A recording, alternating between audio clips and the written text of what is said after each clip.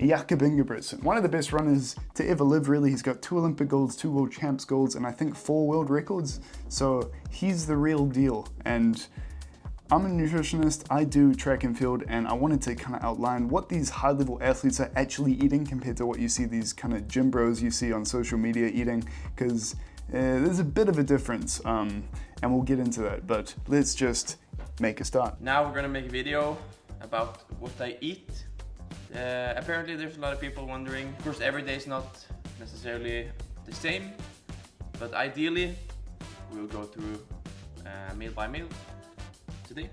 Currently it's 9 AM and a good time to have the first meal. So we're gonna do some berries, fruits, granola, cottage cheese and yogurt and some honey for the first meal. And of course, most important thing, we're gonna have some coffee. We have chicken, apples, bananas, grapes, strawberries. Yo, why is he eating whole foods? Does he not understand that you're actually meant to be eating protein Pop-Tarts 3 times a day? Could have 5 world records, dude. This is pretty good. Yeah, what did you say? Asparagus. We never had this. Never had broccoli. This one. What? Basil. Basil, yeah. We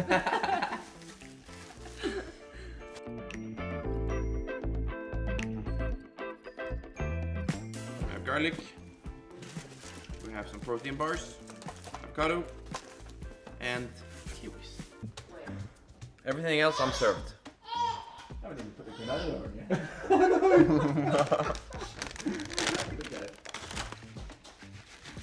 This is a very grown-up breakfast, I come to realize.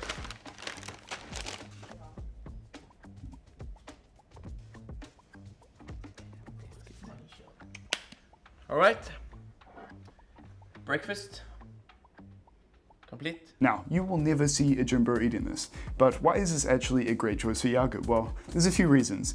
For context, he's about to go training, and what do you want before training? You want carbs in the system, and having a high volume, high fat meal, like a big steak and eggs that some gym bros might eat, well, those are the better ones, better than protein Pop-Tarts, but this, because it's, you know, medium volume, not too much fat, it's going to absorb relatively quickly, which is a good thing. You know, fat isn't bad inherently, but that helps before training because these carbs are getting into the system and it's going to help him fuel his session. Additionally, things like fruit, they're going to be really high in antioxidants. Antioxidants take care of your body, even your brain, your mental health.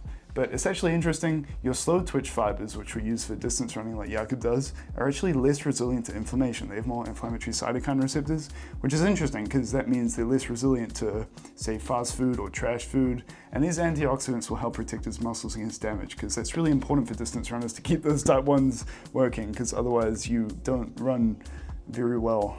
Let's continue. Yo, meal 2. Big glass of water with a pinch of salt.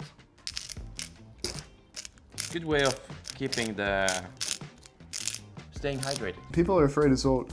Athletes get it. If you're training in any sort of intense way, you need it, because otherwise you're gonna have less cardiovascular output, you're probably gonna cramp. Not fun. I mean, fair play just for drinking salt water. I'll do that when I'm like in a pinch. But that's about it. If you're enjoying, please be sure to drop a like and consider subscribing, and I will send you some pre-worky in the mail. It depends a little bit how long I'm eating before session. In the morning, usually 1 hour before the session starts. In the evening, before the evening session, it's more probably like 2-3 hours. And then obviously the last meal is no sessions. If there's something coming up, I don't have any issue just going straight out after a meal, but usually before a bigger session intervals, I definitely plan ahead and try to eliminate any sort of issues at all for the session to make sure that everything is as high quality as I can. So then it's better to have a meal a little bit further out before a bigger session. Fair point there. I think it's really important just to have that preference nailed in Personally, I don't mind eating a bit before a gym session. I think that's fine. But with something like running, particularly a harder session, because you're on your feet, your stomach's kind of moving around a bit when you're running around. You probably don't want a big meal set in there. Ideally, you have enough carbs stored away to get yourself through the session, and maybe just a little snack beforehand. But if you eat like a massive meal before doing a hard running session, you will probably pelican vomit everywhere. I see that with some of the athletes I coach, and every time I'm like, okay, what did you eat before this? And it always explains it. It always explains it. Okay. But in the morning I don't eat that much. Obviously this is not a big heavy meal that you need to digest a lot. Just finished the first session. Came out of the pool. So now I'm drying. I'm waiting for Henrik to arrive with the lunch. Lunch is prepped. Filippa thinks it looks very good. For lunch we have some meatballs with some sort of tomato sauce and couscous with some other greens, onion, I think it's peppers, good protein, good carbs. Okay, what's in this meal? Couscous is pretty much just type of pasta. It's with meatballs. So what do we have here? There's some, micronutrient density, sure, but he's getting his protein in, he's getting his carbs in, because those two work synergistically post-training to stimulate those growth pathways, muscle protein synthesis, your IGF-1 pathways.